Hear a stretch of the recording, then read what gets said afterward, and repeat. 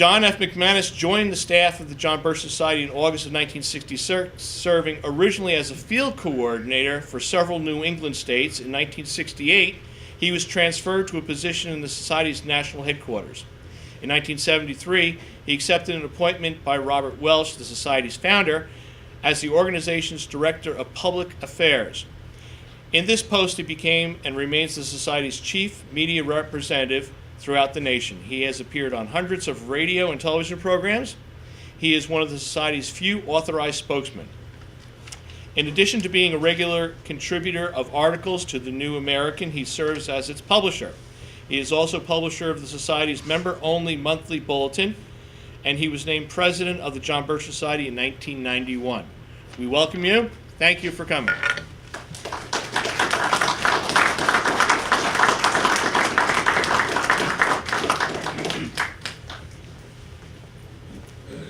Thank you very much, ladies and gentlemen. I appreciate you giving up an evening of your time to come and listen to what we have to say, but of course, it was also a Tea Party meeting. I crashed it. We're going to talk about the possibility of a constitutional convention and why the John Birch Society is opposed to it. So we're going to put it under a microscope, I guess you could say. I want to start with lost awareness. This is something that I think all Americans should consider. That America became great not because of what government did, but because of what government was prevented from doing by the Constitution of the United States. I think if we had that more widely spread, that we'd be in a better shape as a country. The U.S. Constitution, of course, came right after the War for Independence was won, and it was finally ratified by a sufficient number of states in 1789, and it became the law of the land. In the middle of the 1800s, there's a couple of people who looked over the Constitution of the United States and threw some nice bouquets at it. William Gladstone was the Prime Minister of England, and in the 1860s, he said it's the greatest piece of work ever struck off at a given time by the brain and purpose of man. And around that same time, Canada was getting into having a prime minister, and the very first prime minister of Canada, a man named John Macdonald, he said, "I think and believe that it is one of the most perfect organizations that ever governed a free people." That's pretty high compliments from people outside of the United States, and I think deserved. Glad to see them. What's the value of the Constitution? Well, it's a standard by which to measure performance of elected officials.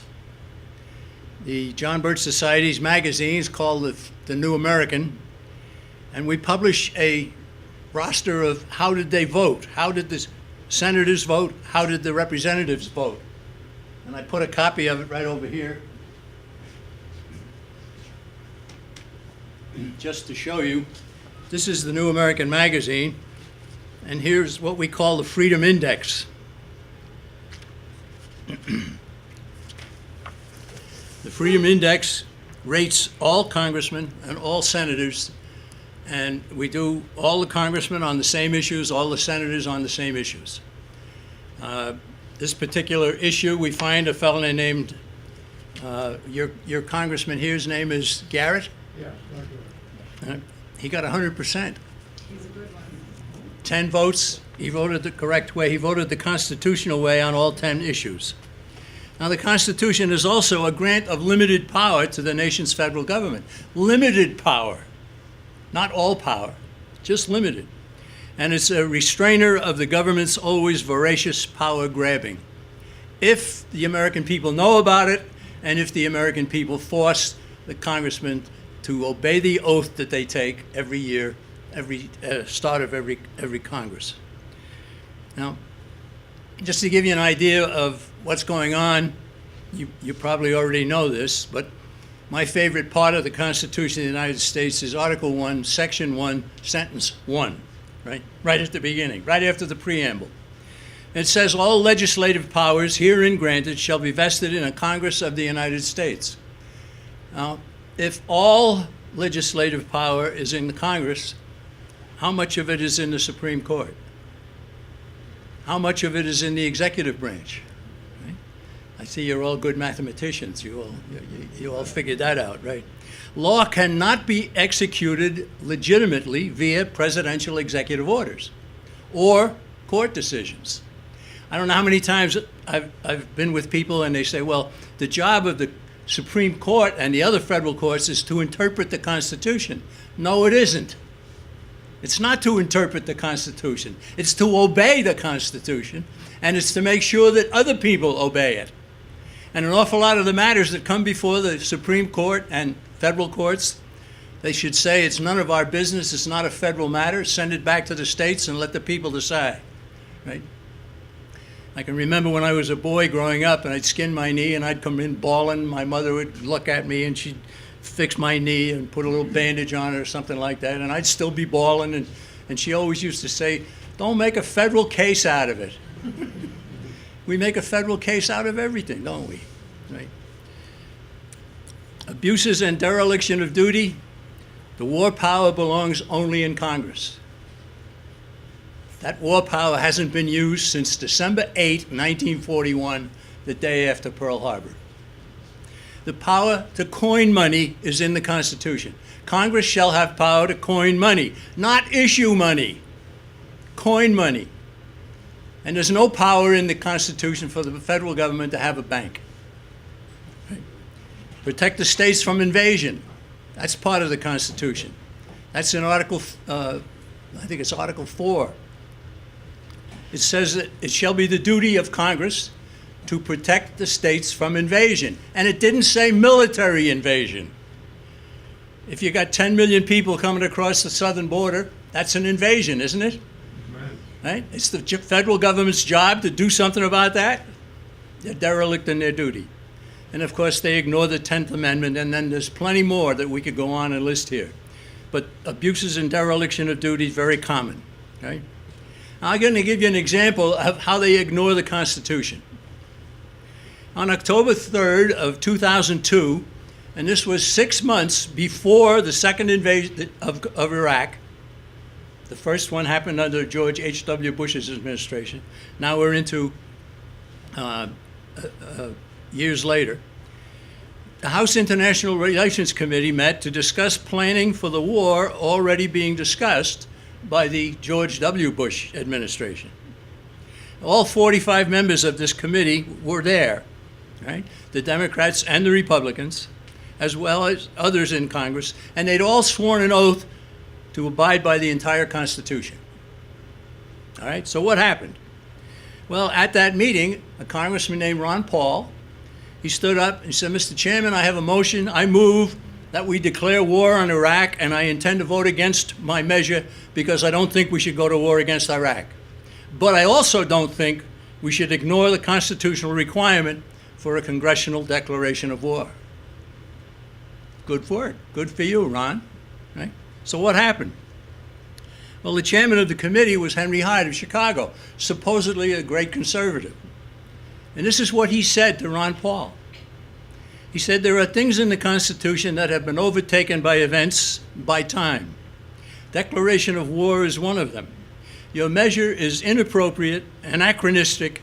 It isn't done anymore. And he got away with it. Right?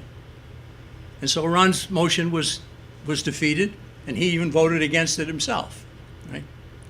Now, there are parts of the Constitution that these kinds of people do obey, and one of them is that they shall be paid a salary for their time in office. They have not made that one overtaken. They have not said that that's inappropriate or anachronistic, right? They want that one to stay. So we had the Iraq War. We lost 4,484 people, men, Marines, soldiers, some sailors. 10 times more were wounded. And the results, Iraq is far worse off than if we'd never gone in there in the first place. But if we had a declaration of war, we would have won it, and we would have made sure that it stayed won. Now, the president makes law via executive orders. During the Clinton administration, there was a fellow named Paul Begala, and you'll see him every once in a while on the Sunday talk shows. He's supposedly an expert on things. And he actually one time, talking about executive orders, he said, stroke of the pen, law of the land, kind of cool. And he got away with it. He should have been fired on the spot. More executive orders. Our current president, Barack Obama, in his State of the Union speech 2 years ago, said, America does not stand still, and neither will I. So whenever I can take steps without legislation to expand opportunity for more Americans, that's what I'm going to do. Right? He's got to be stopped. So, all right, now I have a question for everybody. Do current government officials obey the limitations on their powers contained in the Constitution? No. No? Next question. Will current government officials who don't abide by the existing limitations in the Constitution honor any new amendment? No. So we don't need a new amendment. The real need is for better government officials, especially in the House of Representatives. Why do I say especially in the House of Representatives? Because Article 1, Section 7 says all bills for raising revenue must originate in the House of Representatives. If the House won't originate a bill for this or that or something else, that's it. There's nothing the Senate can do about it, nothing the President can do about it, the Supreme Court, even the New York Times can't do anything about it. So there's the real need. Now, the purpose of amendments to the Constitution should be to fix the Constitution where it's needed fixing. It's not to legislate. An amendment is not for legislation. Amendments should not be added to make or unmake laws. Right? Now, if you've made an amendment and you want to get rid of it, then you have to make another amendment to get rid of the first one. That happened once, didn't it? That prohibition. It was decided, no, this is a mistake. So another amendment, and that canceled the Prohibition Amendment. So we have people now who want to amend the Constitution. They claim to want improvement, but the way they want to do it is through a constitutional convention that would open it up for a complete overhaul. They call for a constitutional convention. Constitution, in Article 5, the amendment procedure is laid out. There are two ways of having an amendment. The first is the way that has been used for 27 amendments. That's all we have, 27 amendments in the Constitution. And that's when 2/3 in both houses of Congress, 2/3 of the Senate, 2/3 of the House, agree to propose amendments. And then what they propose, if they pass it 2/3 in each house, it goes to the states, and it must be ratified by 3/4 of the states. And they can either do that legislatively or they can do it in their own little convention in their state. Now, the second way of amending the Constitution, in Article 5, it says if 2/3 of the states petition Congress to create a con-con, all amendments resulting from that convention must be ratified by then 3/4 of the states. If the convention hasn't altered or abolished the ratification process. Right? Now, I'll mention that again because that's what happened to the Articles of Confederation. The U.S. Constitution, there are people who say what we want is a convention of the states. There's no authorization for a convention of the states in the Constitution of the United States. The procedures that I've just mentioned are the ways that you can go, and that's all. There's no mention of a convention of the states. And I run into people, some here and some there, across the country. They've been convinced that this is what we ought to do, a convention of the states. There's no authorization for it in the Constitution. Then there are people who say, well, we only want just a single amendment, right? You get a constitutional convention started, we only want one amendment. And what they usually talk about is a balanced budget amendment, right? But Article 5 states that a constitutional convention may be created by Congress to propose amendments. It's plural. So you can't limit a constitutional convention to just one issue, if you ever have one. There are false claims about a constitutional convention. There are claims that the states can propose amendments. No, the states can't propose amendments. No, not at all. Then it says the states can make the rules for a convention if a convention is convened. No, they can't do that either. The state delegations will function only as one state, one vote. There's no authorization for that anywhere. Then they say, well, the Supreme Court would stop a runaway convention. Now, I'm going to be using the term runaway convention because that's what happened in 1787. When a convention was held under the Articles of Confederation, which was our governing system at the time, and the directives were for them to amend the Articles of Confederation. What did they do? They threw out the Articles and they came up with a whole new Constitution. Could that happen today? Why not? Why couldn't it happen today? And are there people, I think, who are secretly behind the scenes wanting that power so that they can get rid of the Constitution and with it the Second Amendment and the 10th Amendment and all the other limitations on government? Yeah, I think so. So the Supreme Court can't stop it once it gets started. A constitutional convention is what you'd call a sovereign body. And it has all power. It can do whatever it wants. Ratification by the states. We've already mentioned this. The 1787 Con had a mandate only to alter the Articles of Confederation. But that Constitutional Convention canceled the Articles and even changed the requirement from unanimous approval of the amendments to only 3/4 of the states needed for approving amendments to the new Constitution and to adding any new amendments to it. So you can see that all power sits there. Now, we were very fortunate. We were very fortunate in that Constitutional Convention in 1787. There were people there like Washington and Madison and Hamilton and some of the other founding fathers who had only good government in mind. They didn't have any personal agenda that they wanted to put in it. Today, there would be all kinds of personal agendas if there was a constitutional convention. The Articles of Confederation in Article 13 actually said, and the Articles of this Confederation shall be inviolably observed by every state, and the Union shall be perpetual, nor shall any alteration at any time hereafter be made in any of them, unless such alteration be agreed to in a Congress of the United States and be afterwards confirmed by the legislature of every state. And so you can see that that was changed when they substituted a new constitution.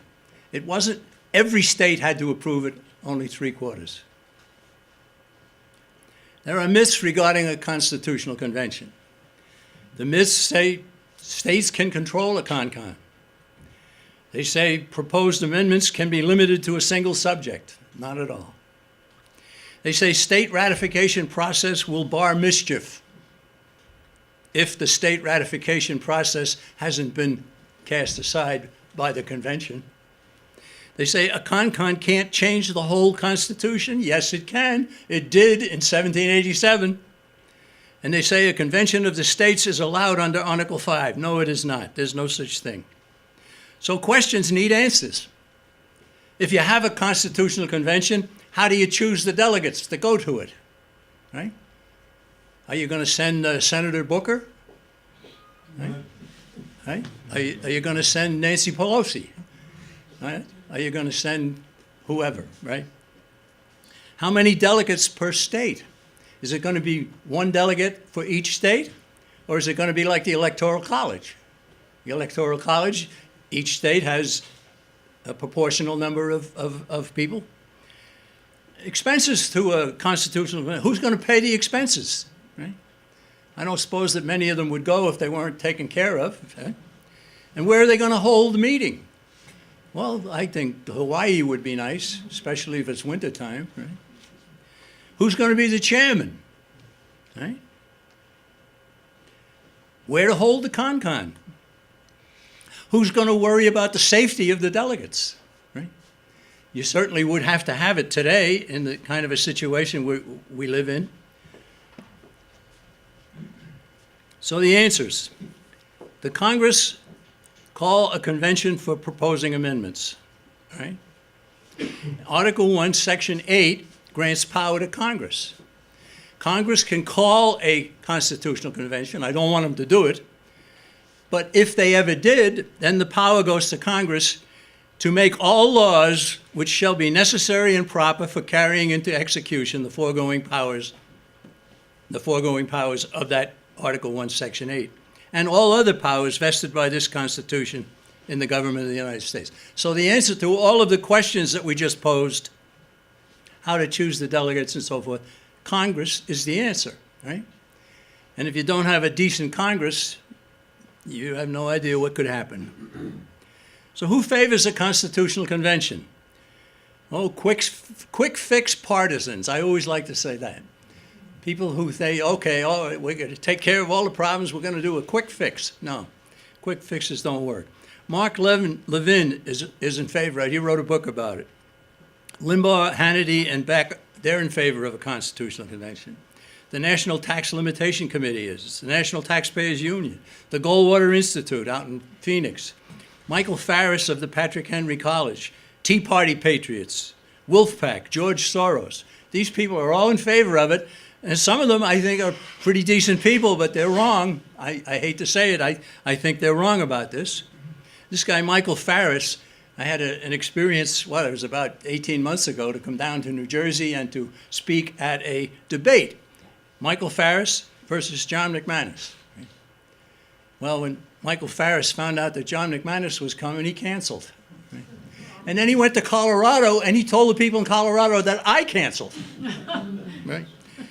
I don't think I want to trust that guy. Leftists who favor a con-con, the Young Turks, Harvard University's Lawrence Lessig, Alliance for Democracy, Code Pink, Independent Progressive Network, Progressive Democrats of America, that's Bernie Sanders, Sierra Club, and so forth. All right, who's an opponent of the con-con? James Madison was. Thomas Jefferson was. Phyllis Schlafly is. Edwin Vieira, constitutional attorney, who got his degree at Harvard, and he came out of Harvard. He got 4 degrees from Harvard. He came out of there, and he's a ringing conservative. I don't know what happened to him. He probably didn't pay attention in class. Tom DeWeese is an opponent. Former Justice Warren Burger, former Justice Arthur Goldberg, the late Judge Robert Bork, Professor Lawrence Tribe at Harvard, Charlie Rice, a good friend of mine who passed away recently at Notre Dame, Gerald Gunther at Stanford, and an opponent, the John Birch Society. Right? More opponents. These are on the left, some of them. American Civil Liberties Union, Federation of Teachers, Americans for Democratic Action, Americans United for Separation of Church and State, the NAACP, National Organization for Women, People for the American. Why are these people opposed to a con-con? Well, they're afraid that the Bill of Rights might be excluded. They're right. They're right. I agree. The Bill of Rights could be just blown away. Former Supreme Court Justice Warren Burger. He said this in a letter. The participants in the Constitutional Convention of 1787 had no authority to write a constitution. They were authorized only to revise the Articles of Confederation, but they paid no attention to that limit and wisely threw the whole thing away and produced the Constitution. Right? That's exactly my point of view. Justice Warren Burger, he wasn't opposed to adding amendments. He expressed his opposition only to a constitutional convention that would have power to void the entire Constitution. Right? Former Supreme Court Justice Arthur Goldberg, he said any attempt at limiting the agenda of a convention would almost certainly be unenforceable. Right? Once begun, a con-con cannot be limited. Now, are there any good amendments that I would like to see? Yeah, I'd like to see repeal of the 16th Amendment with a new amendment, get rid of the federal income tax. I'd like to see repeal of Amendment 17, the direct election of senators, right, with another amendment. That's the way to get rid of those. Now, there aren't too many people who understand the importance of the direct election of senators, right? The Constitution was written so that the state would itself decide who to send to the Senate and not leave it up to the people. This was going to be the Senate was to be the guardians of the state powers. And that was done away with Article 17, Amendment 17. And so now we have two bodies of the House and the Senate, and they both are elected by the people. And there's nobody standing up for the rights of the states, right? Except an occasional constitutionalist, I guess. Now, we in the John Birch Society, we favor these kinds of amendments, but not via a con-con. They don't have to be during a con-con. Now, most of the people who want a con-con want it because they want to add a balanced budget amendment. You say balanced budget, you say, well, boy, it's about time. We need a balanced budget, right? We only have $19 trillion in debt, right? And it keeps growing, right? And of course, they don't factor in unfunded obligations, Social Security, Medicare, and so forth. Really, the indebtedness of the government of the United States is well beyond $100 trillion. Maybe as much as $200 trillion, an incomprehensible amount of money, right? So they say, we need a balanced budget amendment, okay? But every balanced budget amendment proposal that I've ever seen has built-in flaws. For instance, expecting government officials to honor an amendment when they already refuse to honor the Constitution makes no sense at all, right? Some balanced budget amendments allow 60% in Congress to override the need for a balanced budget. Some call for tax increases if the budget isn't balanced, right? That's one way of balancing the budget, isn't it? Raise your taxes. Even steering a taxing authority to the executive branch instead of the legislative branch. Some say that budget doesn't have to be balanced if there's a war or a national security threat or a crisis. Remember what Rahm Emanuel said? A crisis is a terrible thing to waste. Yeah, it's a terrible thing to waste. So all they have to do is manufacture a crisis, and then bingo, you can override the balanced budget amendment. Some say the balanced budget amendment's provisions wouldn't take effect for 5 years, meaning more trillions of debt to the already enormous debt we have. Some say that the way to get around the deficit problem is to declare some huge expenditures off budget. They already do that, right? There are huge expenditures that don't even show up in the budget. Balanced budget amendments generally ignore the enormous deficit already accumulated, $19 trillion. Now, there are good ways to balance a budget.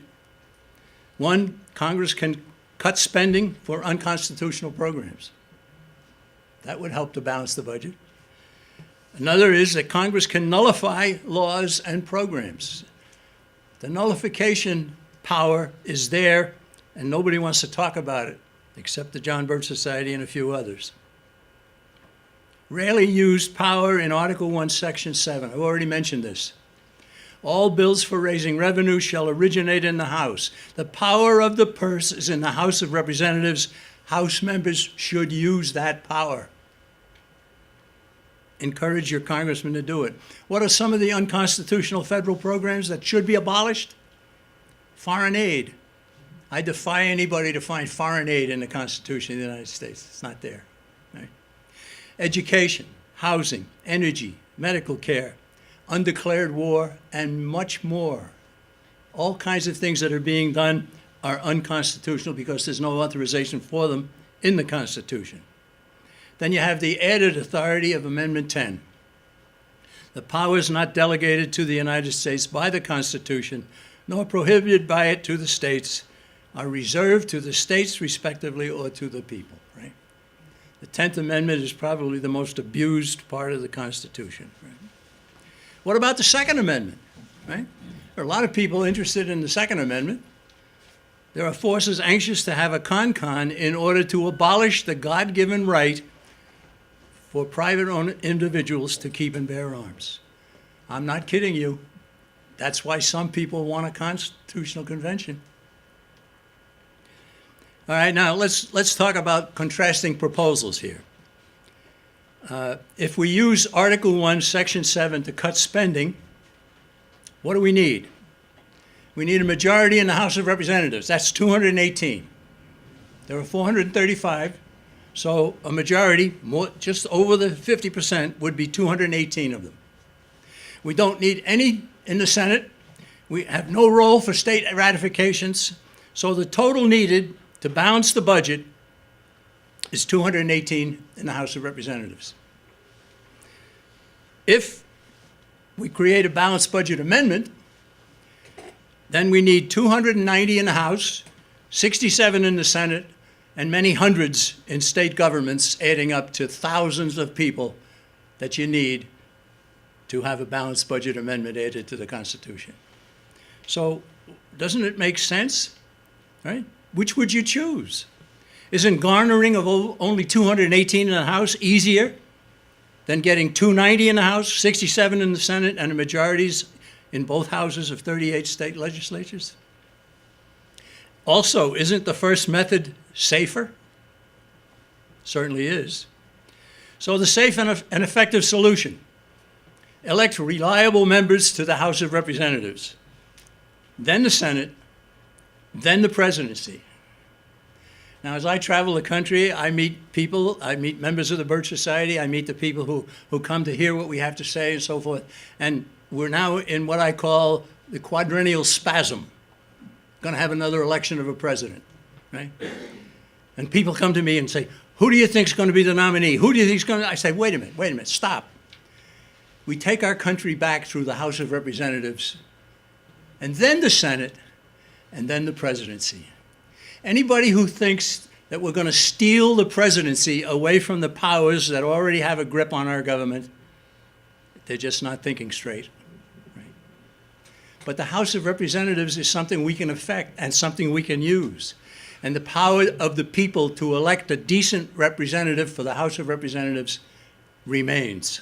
All I can say is use it. If you have a good congressman, make sure you keep him. If you don't, then work to get somebody better. James Madison was the 4th president of the United States. He was the father of the Constitution. That's what his title has been. Right? He took the notes at the 1787 convention. He authored part of the Federalist Papers, the essays that went out to the farmers in New York State to get them to understand what the Constitution was all about. The essays were written by Hamilton, Madison, and John Jay. Right? And you know, I've had an experience where I had a bunch of college graduate people, and I said, well, we're going to study the Constitution. So everybody get a copy of the Federalist Papers. I had a pile of them there, and they had to pay for them, and they did. I said, let's start off with Federalist number, I've forgotten, 30, 40, whatever it was, right? And we'll meet again next week and we'll talk about it. Okay, good. Came back the next week and every single one of those college graduates said it was too difficult reading. But the Federalist Papers were written for the farmers in New York State in 1788. Most of those farmers never went to school, and they certainly understood what they were reading. How far we have come. Right? James Madison was the author of the Bill of Rights, not the sole author, but one of them. He became a member of Congress, and he was a strong opponent of another con. He had gone through the first. In essay number 40 in the Federalist Papers, he said, the authority given to conduct a Philadelphia Convention was limited and was for the sole and express purpose of revising the Articles of Confederation. They went beyond their mandate because a constitutional convention is essentially a sovereign body. It can do whatever it wants, and therefore it's very dangerous. And that's why we've never had one in the history of our country. James Madison, regarding a constitutional convention, he said, having witnessed the difficulties and dangers experienced by the first convention, which assembled under very propitious circumstances, I should tremble for the result of a second. Right? What were the propitious circumstances? One of them was George Washington was there and he was in charge. Right? And when he would walk into the room, everybody hushed. Right? They so revered George Washington for good reasons. Right? That was one of the propitious circumstances. The other was they met behind closed doors. Right? And after they finished, Benjamin Franklin came out. He was met on the sidewalk by a woman who said, "Well, sir, what have you given us?" And he said, "A republic, ma'am, if you can keep it." If you can keep it, right? How many people today would say, "Oh, we live in a democracy"? Look back on the table back there, you'll see a little booklet that I wrote about the difference between a republic and a democracy, right? If you don't know it, get yourself a copy of that booklet. Another comment came from Judge Robert Bork, who's deceased, of course. He's in our time. He said, it is my view that a federal constitutional convention could not be limited to a single issue. The original Philadelphia Convention went well beyond the purposes for which it was called, and nobody has suggested the Constitution is a nullity for that reason. Right? Good thinking again. I got into this already. Interpret the Constitution. It's an error to believe that the duty of the Supreme Court and lower federal courts is to interpret the Constitution. No, no. Their task is to rule that a measure is or is not constitutional. And most of their decisions should state it's none of our business, right? We wrongly allow leaders to make a federal case out of virtually everything. So the movement on to a constitutional convention got going, and then the John Birch Society said, hey, this is getting a little bit out of hand. We better get involved in this thing. And our people persuaded the legislatures in all of those different states mentioned there to rescind a call for a constitutional convention that they had already made. If we hadn't done that, they would have gone past the number to have a constitutional convention. Right. So all of those states that are mentioned there had a constitutional convention call made legitimately, and then they decided, based on information they were supplied, mostly by members of the Birch Society, that it's not a good idea, and they withdrew their thing. They call it rescission. Now, the other thing you can do is nullification. Several years ago, Congress enacted what they call the Real ID Act. Right? Everybody was going to have a new federal ID, right? And the states were going to have to pay for it. Well, a lot of the states said, sorry, federal government, we're not going to do it. And we still don't have a Real ID Act, right? And there's movement to bring it back again, to have it, and let's do it again. 24 states refused to implement it. That's nullification, and therefore, it never has been done. That's the power that the states have to stop the federal government from encroaching on their rights and their privileges. Right? Nullification. Numerous cities have declared sanctuary city status and ignored federal laws regarding illegal immigrants. Right? Now, I'm not in favor of that, but that's an example of nullification as well. Thomas Jefferson said that a nullification by those sovereignties, states, of all unauthorized acts done under the color of that instrument, the Constitution, is the rightful remedy. Right? I agree.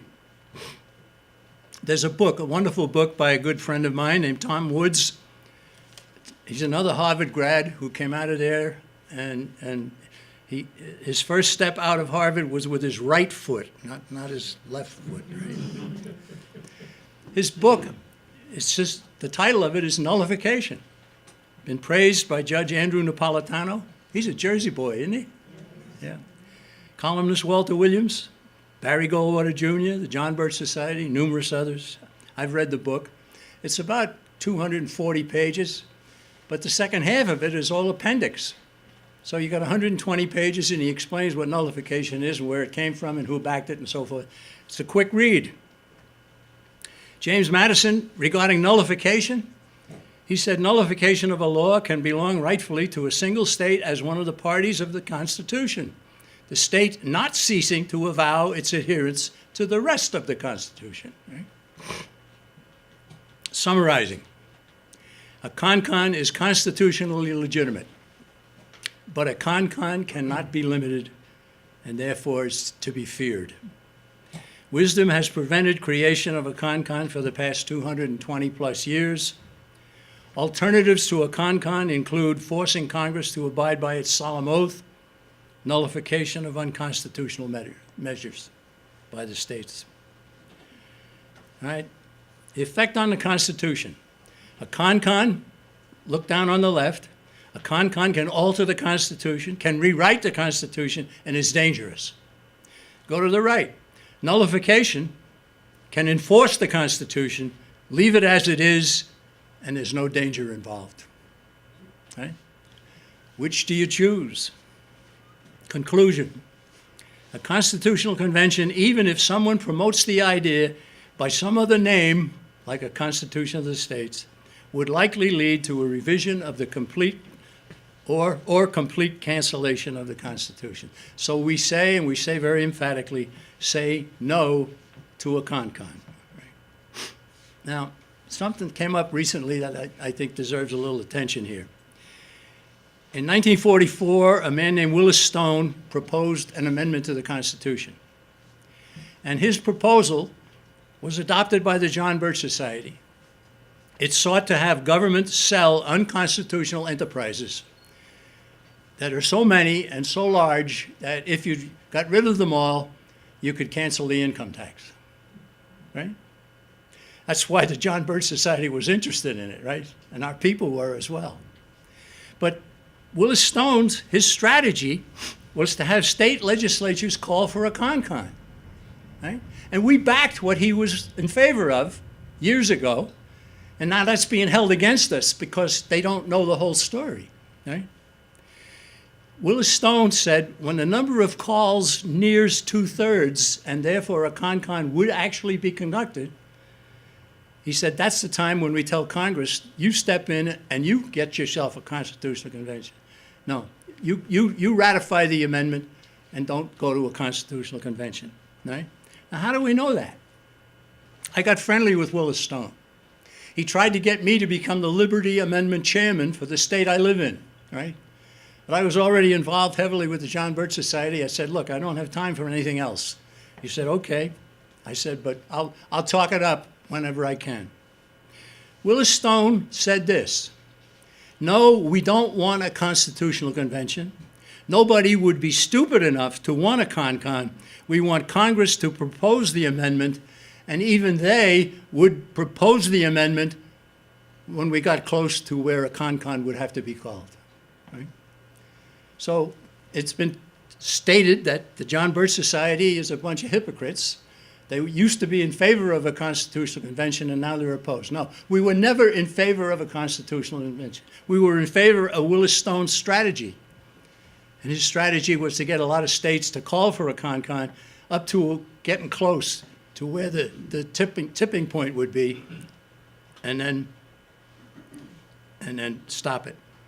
Okay, so there's a good look at the Constitutional Convention subject, and we can certainly take some questions if you have any. But I want to repeat, lost awareness. America became great not because of what government did, but because of what government was prevented from doing by the Constitution. Right? If all of you would try to remember that, right, then you would understand why we're in favor of it. So who do you listen to? John Birch Society loves the Constitution enough to want to preserve it. Con promoters, some calling their proposal a convention of the states, claim to love it, but they would endanger its very existence by going to a con. So what should you do? All of you should choose good leadership, right? You got to watch out for neoconservatives. Now I'm going to give a little commercial here. 4 of my speeches have been made into DVDs, and one of them is on the subject of the neocon agenda, the neoconservatives. One is on stopping the New World Order. One is on the architects of the New World Order, and another is why the U.S. should get out of the United Nations. Right? All 4 of these DVDs in a package back there on the book table, $10 for the whole package. Right? Should you go for neoconservatives? No. Should you go for rhinos? I think you all know what a rhino is. Republican in name only. Right? Should you go for unreliable Politicians? No. Establishment leftists? Of course not. If you're looking for leadership, why not the John Birch Society? Just imagine several hundred well-informed and well-organized citizens spreading sound information in their own congressional district. Right? Then in hundreds of congressional districts. That's the goal of the John Birch Society. Right? It has already worked in several areas. There are people in Congress, and there have been for many years, people in Congress who know that they got their seat in Congress because of the educational work of the John Birch Society. We never told anybody to vote for them. We never told anybody to vote against the other guy. No, we don't do that. We're like what you said here at the beginning of your meeting, right? What we're interested in is spreading good information and then let people decide. We even say, you know, there might be some people who like big government. Well, good. Then move to Massachusetts, right? If you don't like big government and you want government limited, you know what to do. The John Birch Society's motto is less government, more responsibility, and with God's help, a better world, right? How much less government? The amount allowed by the Constitution of the United States. Right? More responsibility. Where do we go for responsibility? How about the Ten Commandments? Right? That combination, the Constitution of the United States and the Ten Commandments, that would be a wonderful return, wouldn't it? We ought to get back to that. That's, somebody says, hey, that's a good idea. Let's get back to that, right? And there's my talk. Ladies and gentlemen, thank you very much. Right.